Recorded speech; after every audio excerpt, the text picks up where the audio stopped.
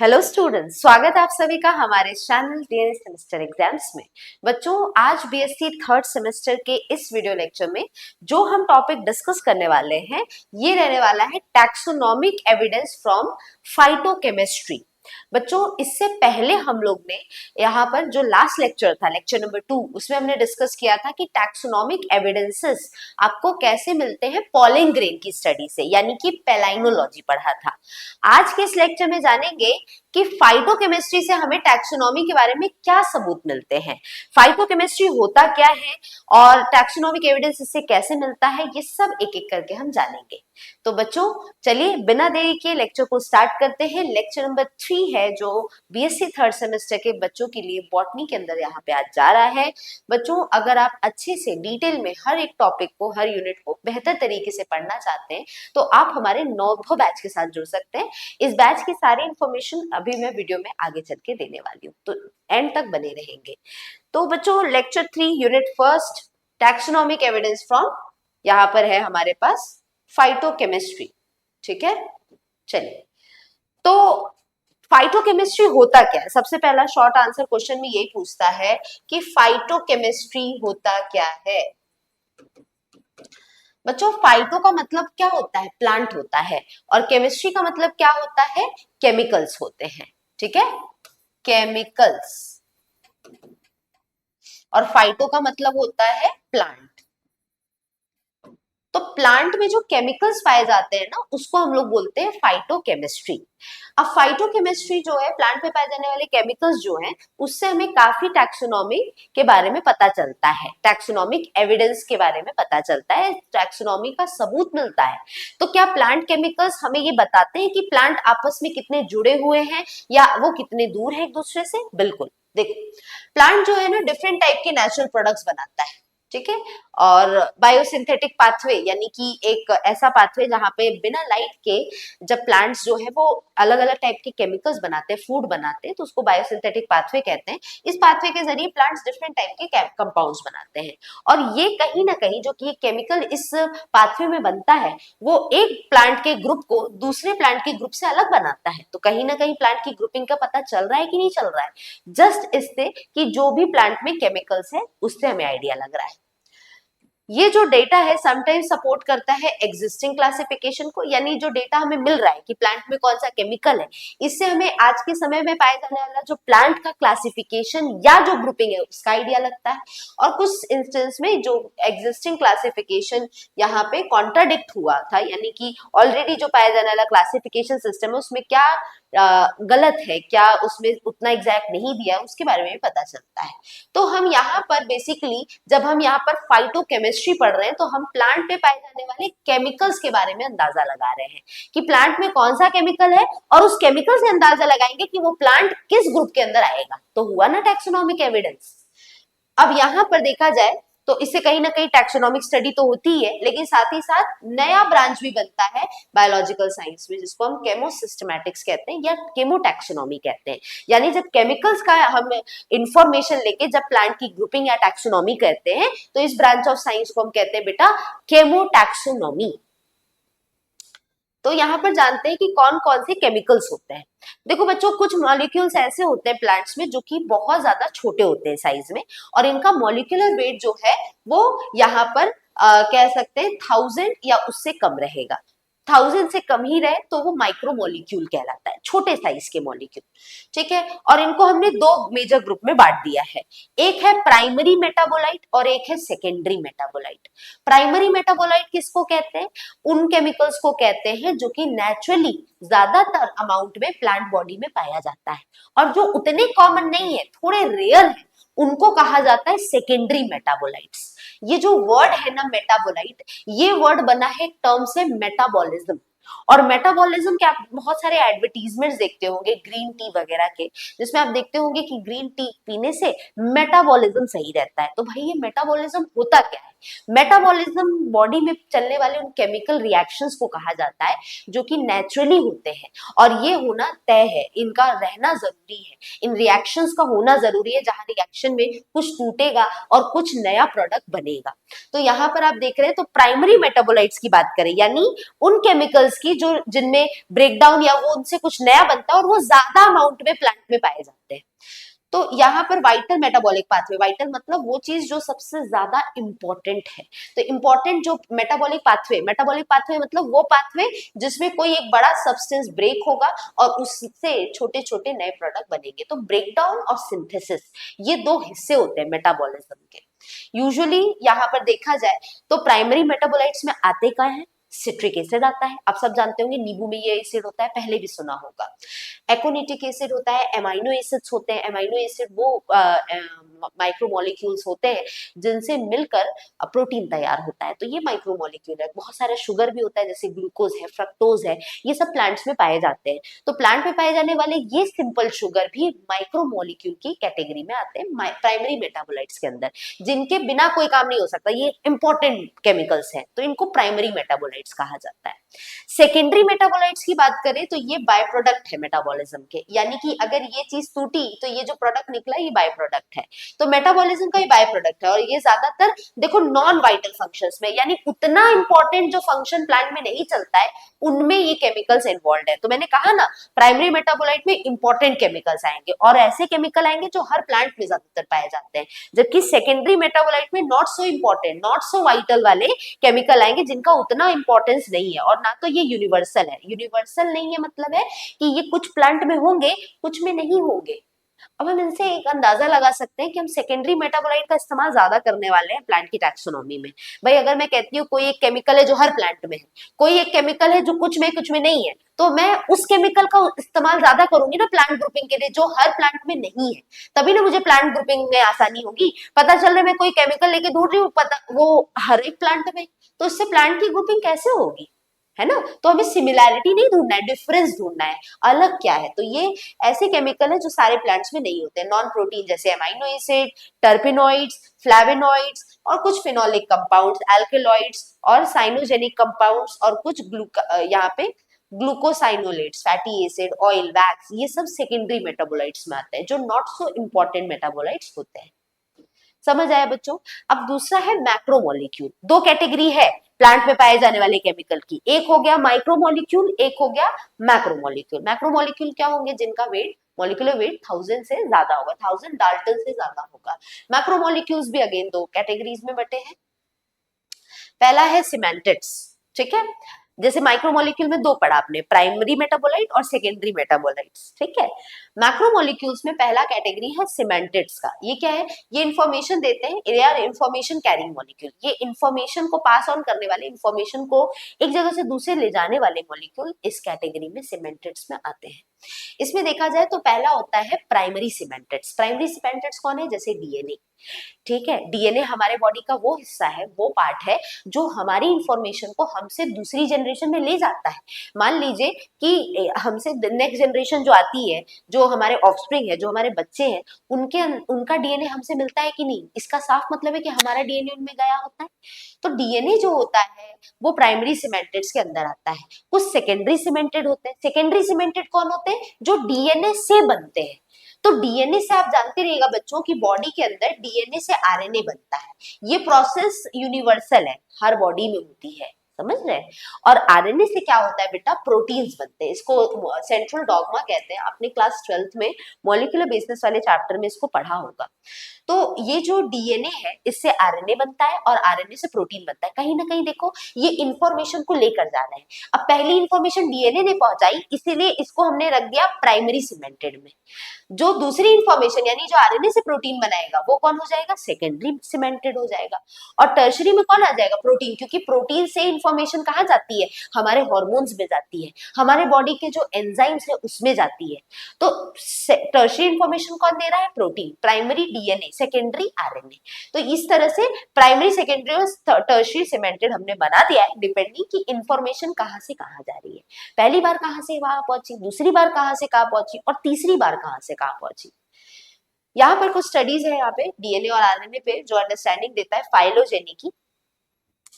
ठीक है। फाइलोजेनी यानी कि जब हम प्लांट के पूर्वजों को पहचानते हैं, उनके बारे में पता लगाते हैं, तो उस स्टडी को फाइलोजेनी कहते हैं। तो डीएनए आरएनए की जरूरत हमें बहुत ज्यादा है प्लांट के एंसेस्टर, प्लांट के पूर्वजों के बारे में पता लगाने के लिए, ठीक है। और साथ ही साथ यहाँ पर इससे और भी इंफॉर्मेशन मिलती है कि वो जो प्लांट है वो उसका इवोल्यूशन कितना हुआ है, वो प्लांट आज के समय में, आज के इस दौर में किस तरह का दिखता है, आज के 100 साल 200 साल पहले उसी प्लांट का रूप क्या रंग कैसा था, उसी प्लांट के अंदर के केमिकल्स कैसे थे। तो ये सारा अंदाजा हमें सीमेंटेड से लग पाता है, जो कि डीएनए है, आरएनए है और प्रोटीन है, ठीक है। तो ये हो गए हमारे सीमेंटेड्स। दूसरी कैटेगरी है मैक्रोमोलिक्यूल में नॉन सीमेंटेड मॉलिक्यूल्स। अब ये नॉन सीमेंटेड मॉलिक्यूल्स क्या होते हैं बेटा?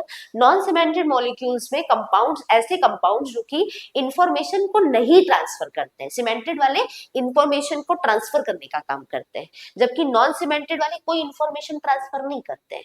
इसमें स्टार्च आता है, सेल्यूलोज आता है, यानी कॉम्प्लेक्स बॉडी आती है। देखो अब स्टार्च किससे बना है? ग्लूकोज से बना है। सेल्यूलोज किससे बना है? ग्लूकोज से बना है। तो ये सारी छोटी यूनिट से जब बड़ा मॉलिक्यूल तैयार होता है ना, तो इसीलिए इसको मैक्रो मॉलिक्यूल की कैटेगरी में हमने रखा हुआ है, ठीक है। जबकि माइक्रो में इसी के छोटे फॉर्म्स थे, ग्लूकोज था, ठीक है, उसके अलावा एमाइनो एसिड्स था, ठीक है। अब प्रोटीन देखा तो इसमें आ गया, और एमाइनो एसिड देखा तो माइक्रो में आ गया, क्योंकि माइक्रो वाले मॉलिक्यूल ही जुड़ते हैं, जुड़ते चले जाते हैं, तो मैक्रो मॉलिक्यूल, बड़े मॉलिक्यूल्स तैयार होते हैं। तो नॉन सीमेंटेड में स्टार्च सेल्यूलोज आ जाएगा, ये इंफॉर्मेशन को ट्रांसफर करने वाले नहीं होते हैं, इसको याद रखिएगा। कुछ कंपाउंड्स डायरेक्टली भी होते हैं, जैसे क्रिस्टल्स है, ये सब भी बनते हैं, ठीक है। और इनका भी कहा जाए तो इनका डिस्ट्रीब्यूशन पूरे प्लांट बॉडी में बहुत ज्यादा नहीं होता है, हर तरह के, इनफैक्ट प्लांट्स में भी ये सारे केमिकल्स नहीं होते हैं, तो कुछ ही जगह पे पाए जाते हैं। जैसे कि अगर हम बात कर ले लीव्स की, तो लीव्स में हम सब जानते हैं स्टार्च होता है, लेकिन अभी हम बोलेंगे रूट में हो, स्टेम में हो, तो हर जगह स्टार्च नहीं होगा। तो इनका जो जगह है जहां पर ये स्टार्च सेल्यूलोज पाए जाते हैं, वो जगह पहले से डिसाइडेड है कि कहाँ होगा। जैसे हम सेल्यूलोज ढूंढना चाहते हैं, तो हम सब जानते हैं कहाँ पाया जाता है सेल्यूलोज, प्लांट के सेल वॉल में होता है बेटा, है ना। तो इस तरह से अब आइए डिटेल में बात करते हैं प्राइमरी सेकेंडरी मेटाबोलाइट्स और सीमेंटेड्स के बारे में, जो कि सारे केमिकल्स इसमें हम डिस्कस करेंगे, जिससे हमें वो इंफॉर्मेशन मिलती है प्लांट के क्लासिफिकेशन की, ठीक है। चलो, तो ये सब्सटेंसेस यूनिवर्सल है और इनमें बहुत ज्यादा वेरिएशन नहीं होता है प्राइमरी मेटाबोलाइट्स में। मैंने पहले भी बता दिया था, प्राइमरी मेटाबोलाइट्स ऑलमोस्ट हर प्लांट में पाए जाते हैं, है ना। तो प्राइमरी मेटाबोलाइट्स आप देखेंगे कि जो एमाइनो एसिड्स वगैरह है, ये सारी चीजें, इंफॉर्मेशन, जो केमिकल्स हैं, वो ऑलमोस्ट हर जगह होते हैं। सिट्रिक एसिड है, ये सब हर जगह होता है। तो इसीलिए लिखा है कि ये सब्सटेंस यूनिवर्सल है, हर जगह होंगे, और इनमें बहुत वेरिएशन नहीं आता है, और इनका बहुत ज्यादा सिस्टमैटिक वैल्यू भी नहीं है। इनका क्वांटिटेटिव डिफरेंसेस जो है वो यहाँ पर सिग्निफिकेंट है, यानी किस प्लांट बॉडी में इनका अमाउंट ज्यादा है, किस प्लांट बॉडी में इनका अमाउंट कम है, उसका इस्तेमाल से हम टैक्सोनॉमी का पता लगाते हैं। जैसे एग्जाम्पल के तौर पर देखें तो एकोनिटम में एकोनिटिक एसिड है, सिट्रस फ्रूट में सिट्रिक एसिड है, ऑक्जेलिस वाले प्लांट में ऑक्जेलिक एसिड है। तो ये कुछ प्लांट है जिनका नाम देखिए, उनमें पाए जाने वाले एसिड से पड़ा है, जो उनके अंदर केमिकल्स पाए जाते हैं, जो उनके अंदर माइक्रो मॉलिक्यूल्स पाए जाते हैं, समझ रहे हैं। तो इससे हमें क्लासिफिकेशन का पता लगता है। बच्चों अब आप लोग को थोड़ा सा मैं इन्फॉर्मेशन दे देती हूँ हमारे नवोद्भव बैच के बारे में। हमारा ये बैच जो है, ये फर्स्ट और थर्ड सेमेस्टर दोनों के बच्चों के लिए चल रहा है, और इस बैच के अंदर हम लोग पूरी तैयारी करा रहे हैं सेमेस्टर की, जहाँ पे हम ना सिर्फ रैंडम वीडियोस आपको मिलेगा, बल्कि हर यूनिट का, हर टॉपिक का डिटेल में डिस्कशन किया गया है। इसके पूरे बैच में अगर देखा जाए तो इसमें 8 यूनिट के हर टॉपिक के वीडियोस आपको मिलेंगे, और इस बैच के साथ जुड़ते ही आप बेहतर तैयारी अपने सेमेस्टर एग्जाम्स की कर पाएंगे। यहाँ पर बच्चों इस पूरे ऑफर, आप लोग को इस सेमेस्टर कोर्स के ऑफर प्राइस 1250 मिल जाएगी। इसके अंदर ना सिर्फ आपको बॉटनी की क्लासेस, बल्कि जूलॉजी और केमिस्ट्री की भी क्लासेस मिलेगी इतने ही ऑफर प्राइस में। डीएनएस 20 अगर आप कूपन कोड इस्तेमाल करते हैं तो इस ऑफर प्राइस पे एक्स्ट्रा 20% ऑफ भी आपको मिल जाएगा। ये हमारे कुछ फीचर्स हैं, जैसे आपको यहाँ पे सारी ऑनलाइन क्लासेस मिलेगी, ये डाउट क्लासेस क्लियर कराए जाएंगे, नोट्स आपको यहाँ मिलने हैं, प्रीवियस ईयर के question paper, one shot revision भी कराया जाएगा, जो कि मोस्ट प्रोबेबली हम तब कराते हैं जब आपके एंट्रेंस एग्जाम काफी करीब होते हैं, काफी पास आने वाले होते हैं। ये हमारा व्हाट्सएप नंबर आपको दिख रहा है, इस पे कॉन्टैक्ट करके आप हमारे बैच से जुड़े कोई भी जानकारी ले सकते हैं। इसके अलावा बच्चों यहाँ पर याद रखिएगा कि ये जो पूरा कोर्स है ये 3 महीने का कोर्स है और अगले 3 महीने के लिए ये वैलिड रहेगा। हालांकि जब तक आपके एग्जाम नहीं हो जाते तब तक ये वैलिडिटी रहती है, तो ऐसा नहीं है कि अगले 3 महीने तक ही वैलिडिटी रहेगी, टिल एग्जाम ये कोर्स की वैलिडिटी रहती है। ड्यूरेशन 3 महीने की है, 3 महीने के अंदर अंदर पूरा कोर्स आप कंप्लीट कर सकते हैं। ठीक है, आज ही डाउनलोड करिए डीएनएस एजुकेयर ऐप। ये जो क्लासेस आपको फ्री में यूट्यूब पे अवेलेबल हो रही है इसके भी फ्री पीडीएफ को आप वहां से डाउनलोड कर सकते हैं, तो प्ले स्टोर से आज ही डीएनएस एजुकेयर ऐप जरूर डाउनलोड करिए। आइए आगे बढ़ते हैं और अब बात करते हैं सेकेंडरी मेटाबोलाइट्स की। सेकेंडरी मेटाबोलाइट्स कौन होते हैं भाई? सेकेंडरी मेटाबोलाइट्स वो है जो कि ऐसे केमिकल्स हैं जो थोड़े रेयर हैं, जो हर प्लांट में हर जगह पे नहीं है, तो हम ज्यादातर प्लांट के टैक्सोनॉमी में हम सेकेंडरी मेटाबोलाइट का इस्तेमाल ज्यादा करेंगे। ऐसा नहीं कि प्राइमरी वाले का नहीं हो रहा है, बट सेकेंडरी क्या ज्यादा है, क्योंकि सेकेंडरी मेटाबोलाइट हर केमिकल, ये जो इसमें जो केमिकल्स आते हैं वो हर प्लांट में नहीं होते, इसलिए। अब इसमें सबसे पहला है बच्चों फिनोलिक कंपाउंड। ये फिनोलिक कंपाउंड्स क्या है? ये टैक्सोनॉमिक डेटा हमें ज्यादा देते हैं। यहाँ पर इसमें फिनॉल जरूर होता है जिसका फॉर्मूला C6H5OH होता है। बेंजीन की रिंग होती है भाई इसमें, है ना, और ऊपर यहाँ पर OH लगा होता है, तो ये फिनॉल इसमें रहता है। ठीक है, जिसमें OH ग्रुप का डिफरेंस रहता है, कहाँ पे ये नंबर पे किस कार्बन से जुड़ा हुआ है, और हाईली कॉम्प्लिकेटेड है। इसकी एरोमेटिक रिंग यानी साइक्लिक रिंग बनती है, इसकी खुशबू एक अरोमा, अरोमा का मतलब खुशबू होता है, तो ये एरोमेटिक रिंग्स होते हैं और साइड चेन्स रहते हैं। ज्यादातर ये कंपाउंड्स का प्लांट बॉडी में कुछ खास काम है नहीं, लेकिन इनसे ये मोस्ट इंपॉर्टेंट फ्लावर पिगमेंट्स है, फूल में ये ज्यादा इंपॉर्टेंट पिगमेंट्स होते हैं और ये ज्यादातर फंगस वगैरह की ग्रोथ को प्लांट में नहीं होने देते हैं, तो इस तरह से ये इंपॉर्टेंट होते हैं। टैक्सोनॉमिक इंपॉर्टेंस क्या है भाई? अब देखो फिनोलिक कंपाउंड्स का, there almost universal occurrence in nearly all plants. अब यहाँ पे फिनोलिक्स जो है, जो कि ज्यादातर इंपॉर्टेंट है, जो फिनोलिक एक कैटेगरी है केमिकल की बच्चों। अब इसमें जो केमिकल आते हैं ये आते हैं फ्लेवेनॉइड्स, ठीक है, इनका यूज हम ज्यादा करते हैं। जो भी यहाँ पर हमारे पास यहाँ पे ये जो भी फिनोलिक्स है, फिनॉल वाले कंपाउंड है, इसमें सबसे कॉमन वाला है फ्लेवेनॉइड्स। फ्लेवेनॉइड का इस्तेमाल हम ज्यादा क्यों करते हैं? नियरली हर प्लांट में ये केमिकल पाया जाता है और ज्यादा स्ट्रक्चर में चेंज है इसके, हर प्लांट बॉडी में अलग अलग टाइप का स्ट्रक्चर में पाया जाता है। 2000 फ्लेवेनॉइड्स अभी तक पाए गए हैं अलग अलग टाइप के प्लांट से। इसको निकालना आसान है और इसके केमिकल्स को आइडेंटिफाई करना, पहचान पाना आसान है, इसीलिए हम टैक्सोनॉमी में ये फ्लेवेनॉइड्स का इस्तेमाल जो है ये ज्यादा करते हैं। केमिकल स्टेबिलिटी है, यानी ये केमिकल आसानी से खराब नहीं होता है, तो स्थिरता है इसमें, स्टेबिलिटी है, ठीक है, जिसकी वजह से आसानी से आप प्लांट मटेरियल को निकालकर उससे ये केमिकल निकालकर उसकी स्टडी कर सकते हैं। ठीक है, और टैक्सोनॉमी के बारे में अच्छी खासी इंफॉर्मेशन दे देता है। तो प्राइमरी यूजफुल जो है यहाँ पे ये रिलेशनशिप बताता है कि कौन सा प्लांट किस प्लांट से जुड़ा हुआ है। जैसे फॉर एग्जांपल, जैसे हमारे पास है एक प्लांट ए और दूसरा प्लांट है प्लांट बी। अब मान लो इन दोनों में फिनॉल पाए जा रहे हैं, कौन सा फिनॉल है? मान लेते हैं ये फ्लेवेनॉइड वाला केमिकल है। अब ये फ्लेवेनॉइड मान लो ए में भी था और बी में भी था। अब इससे पता चलता है ये दोनों प्लांट आपस में जुड़े हुए हैं। मान लो केमिकल जो था फ्लेवेनॉइड में ए में, मान लेते दूसरा एग्जांपल ले लेते हैं कि ए प्लांट में ज्यादा था और बी प्लांट में थोड़ा कम था, तो ऐसे में क्या होगा बेटा? ऐसे में आप देखेंगे कि जिसमें ये केमिकल ज्यादा है और जब एक जगह कम है तो हम इसके स्ट्रक्चर को मिलाने की कोशिश करेंगे। अगर स्ट्रक्चरल सिमिलैरिटी मिलती है फ्लेवेनॉइड्स में तो आप मान लेंगे कि भाई टैक्सोनॉमिकली ये आपस में रिलेटेड प्लांट्स है, इनको एक ग्रुप में रखा जा सकता है। और मान लो इसका उल्टा होता है तो आप इन दोनों प्लांट को अलग अलग ग्रुप में कर देंगे। तो इस तरह से हम केमिकल्स का इस्तेमाल करके देखा। अब फाइटोकेमिस्ट्री का यूज कैसे हुआ टैक्सोनॉमी में? तो प्लांट के केमिकल का यूज हम इसी तरह से करते जाने जाते हैं। ठीक है, नेक्स्ट है एंथोसाइनिन एंड एंथोजैंथिन। तो ये भी केमिकल्स है, इंपॉर्टेंट पिगमेंट है जो कि पेटल्स में, फूल की पंखुड़ियों में पाए जाते हैं। एंथोसाइनिन पिगमेंट जो है फ्लावरिंग प्लांट्स में ज्यादा यानी एंजियोस्पर्म्स में ज्यादा पाया जाता है। हालांकि कुछ फैमिली के मेंबर्स में नहीं होता है, जैसे कैरियोफिल्लेंस में और एक्सेप्ट इन कैरियोफिल्लेसी एंड यहाँ पे मोलुगिनेसी। तो कुछ फैमिलीज में ये नहीं होता, एब्सेंट होता है, जैसे कैरियोफिल्लेंस में के कुछ मेंबर्स में, एक्सेप्ट लेकिन इन दो में प्रेजेंट रहता है, बाकी सब में एब्सेंट रहता है। एंथोसाइनिन जो है इसका डिस्ट्रीब्यूशन जो है बेटालेनिन, बेटालेयन, ठीक है, तो बेटालेन जो पिगमेंट है उसके साथ में इसका डिस्ट्रीब्यूशन देखने को मिलता है और ये टैक्सोनॉमिक डिस्प्यूट्स को, टैक्सोनॉमिक डिफरेंसेस को अलग करता है, शांत करने में मदद करता है। अब जैसे कि मान लो बेटालिन पिगमेंट जो है उसके साथ में कुछ मान लो कुछ केमिकल डिफरेंसेस आए होंगे, इससे अलग अलग साइंटिस्ट ने कुछ बातें कही होगी, तो ये इन डिफरेंसेस को, इन अलग कॉन्ट्राडिक्शन को शांत करने में मदद करता है। नेक्स्ट है बच्चों फ्लैवेनॉइड्स के बाद नेक्स्ट है हमारे पास टर्पीन।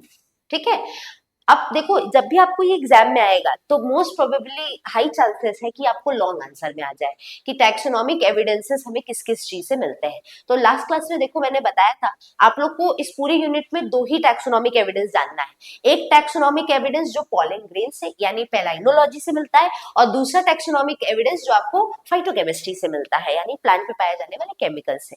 अब यहाँ पर आपको सारी चीजें लिखनी होगी, प्राइमरी मेटाबोलाइट्स, सेकेंडरी मेटाबोलाइट्स, ठीक है, ये सब चीज लिखना होगा। यहाँ पर इसके साथ आपको डीएनए, आरएनए, प्रोटीन इसको मेंशन करना होगा जो कि मैक्रोमोलिक्यूल्स में आते हैं। तो ये सब जब आप एक्सप्लेन करेंगे तो लॉन्ग आंसर का अच्छा खासा कंटेंट आपको मिल चुका होगा, है ना। तो ये चीज है। अब फ्लेवेनॉइड्स तो हो गया एक केमिकल जिसकी मदद से टैक्सोनॉमी होता है। नेक्स्ट है टर्पीन। तो टर्पीन एक लार्ज ग्रुप है कंपाउंड का, इस जो कि मेवालोनिक एसिड से यहाँ पे बनता है। कॉमन एग्जाम्पल्स है कैम्फर, कैम्फर यानी कपूर, ठीक है, मेंथॉल, मेंथा, कैरोटेनॉइड्स, टर्पिनॉइड्स, ये कॉमन ग्रुप है टर्पीन्स की जो कि ज्यादातर यूज होती है स्पेसिफिक टाइप के प्लांट की पहचान करने में, ठीक है, और हाइब्रिड्स के बारे में भी पता लगाने में मदद करता है। कुछ टाइप्स जो कि विद इन द फैमिली जैसे एस्टीरेसी जो है, इनके पास अलग टाइप के केमिकल्स होते हैं जो कि ये प्रोड्यूस करते हैं। अब कहीं ना कहीं जब एस्टीरेसी की फैमिली अलग टाइप का एक केमिकल प्रोड्यूस कर रही है, ठीक है, जो कि एक टाइप का टर्पीन ही है, ये सेस्क्विटर्पीन है। अब ये टाइप का टर्पीन जो है ये प्रोड्यूस कर रही है लैक्टोन्स का। अब यहाँ पे ट्राइटर्पीन जो है ये एपिएसी फैमिली में है। तो आप देख सकते हो, आप यहाँ कुछ एग्जांपल्स भी है कि अलग अलग फैमिली में कौन से डिफरेंट टाइप का टर्पीन होता है जो इसी फैमिली की आइडेंटिटी है। अब मान लो हमें कोई प्लांट मिलता है जिससे हमें कोई आइडिया नहीं है कि वो एस्टीरेसी फैमिली का होगा, लेकिन हमने उसकी खोज की, अब हमने उसमें से केमिकल निकाला तो हमें पता चलता है कि उसके अंदर सेस्क्विटर्पीन पाया जा रहा है। अब इससे हमें तुरंत आइडिया लग जाएगा कि अगर इसमें सेस्क्विटर्पीन है इसका मतलब है कि वो जो अननोन प्लांट है वो इस एस्टीरेसी फैमिली का मेंबर है। तो इससे हमें आइडिया लगता है टैक्सोनॉमी का, समझ रहे हो। तो टर्पीन्स ऐसा होता है। डिस्ट्रीब्यूशन जो है यहाँ पे इरिडोइड कंपाउंड का, इसको एक इवोल्यूशनरी मार्कर माना जाता है, यानी इसमें काफी समय से देखने को, इसमें काफी बदलाव देखने को इसमें मिल रहा है। They are present in over 50 families. अब देखो इरिडोइड कंपाउंड जो है ये करीब करीब 50 अलग अलग फैमिलीज में जो है वो प्रेजेंट है, और इनकी जो प्रेजेंस है वो रिलेटेड किससे है, सिम्पेटली यानी कि जब जिनमें पेटल्स आपस में जुड़े रहते हैं, यूनिटेगमिक यानी कि एक इंटीग्यूमेंट का होना, और 10 यूनिन्यूसिलेट ओव्यूल का होना, ओव्यूल का एक टाइप है ये, और सेल्यूलर एंडोस्पर्म का होना, जहाँ पे एंडोस्पर्म दो तरह का होता है, यहाँ पे तीन तरह का होता है, एक होता है फ्री न्यूक्लियर, एक होता है सेल्यूलर, एक होता है हेलोबियल। तो सेल्यूलर टाइप का एंडोस्पर्म होगा और हॉस्टोरिया होगा जरूरी से एंडोस्पर्म में। तो इससे देखो अब इरिडोइड कंपाउंड से पूरी फैमिली का इतना इंफॉर्मेशन निकल कर आ गया, तो हमारे लिए केमिकल इंपॉर्टेंट हुआ कि नहीं हुआ, बिल्कुल हुआ, समझ रहे हो। अब ऑक्यूरेंस जो होता है इरिडोइड कंपाउंड का, ये बहुत सारे अनरिलेटेड फैमिली में भी पाया जाता है, ठीक है।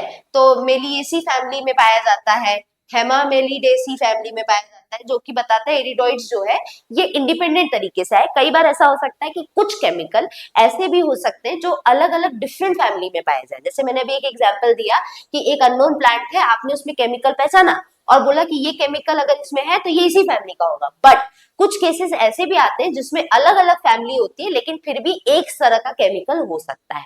तो कई बार ऐसे कंडीशन आ सकती है। इरिडोइड एक ऐसे ही टाइप का केमिकल है जो अनरिलेटेड फैमिली में भी हो सकता है, मतलब दो अलग अलग फैमिली के बीच में भी एक कॉमन इरिडोइड नाम का केमिकल प्रेजेंट रह सकता है, जो कि इवोल्यूशन बताता है कि कैसे एंजियोस्पर्म्स इवॉल्व किए, कि जरूरी नहीं है हर एक कॉमन केमिकल जो कि दो प्लांट में एक ही केमिकल है इसका साफ मतलब यही निकले कि दोनों केमिकल जुड़े हुए, बिल्कुल, ठीक है। तो ये चीज है। नेक्स्ट है बच्चों ग्लूकोसाइनोलेट्स। ग्लूकोसाइनोलेट्स अगेन एक तीसरा टाइप का केमिकल है, या इसको मैस्टर्ड ऑयल ग्लूकोसाइड्स भी बोलते हैं या सल्फर कंटेनिंग कंपाउंड बोलते हैं, जो कि यहाँ पर करीब करीब एंजियोस्पर्म की 15 अलग अलग फैमिलीज में पाया जाता है। क्रूसीफेरी हो गया, कैपेरेसी हो गया, पेपेवेरेसी हो गया, फ्यूमेरिएसी हो गया। ये कहा जाता है कि ये सारी फैमिली एक ऑर्डर के अंदर आती है, जिसको हम लोग यहाँ पर कह सकते हैं रोइडेल्स है। क्यों? क्योंकि इनके अंदर फ्लावर का स्ट्रक्चर एक जैसा दिख रहा है।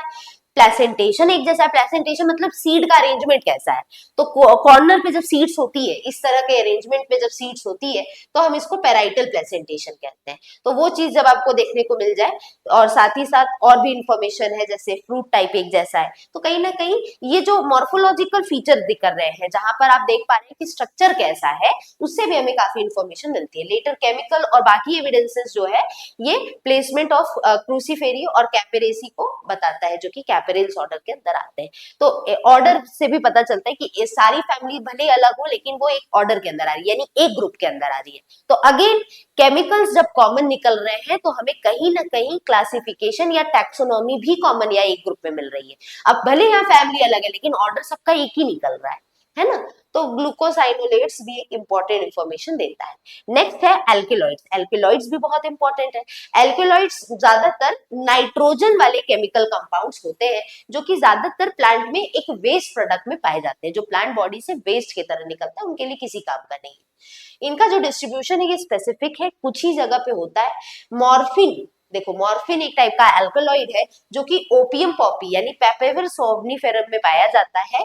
और मॉर्फिन नाम का जो ये केमिकल है ये बहुत ही हार्मफुल केमिकल है, इससे बहुत सारे ड्रग्स भी बनते हैं। ठीक है, क्लोज रिलेशनशिप अब देखने को मिलती है पेपावर सोमनिफेरम जो है यानी ओपियम पॉपी नाम का जो प्लांट है, इस प्लांट के अंदर जो ये मॉर्फिन नाम का केमिकल है वो ये किस फैमिली में आता है, पेपीवेरेसी फैमिली में आता है। अब एक और फैमिली है फ्यूमिरेसी, ये माना जाता है कि इन दोनों में alkaloids is supported by the occurrence of एक एल्केलॉइड इनमें पाया जाता है, प्रोटोपाइन।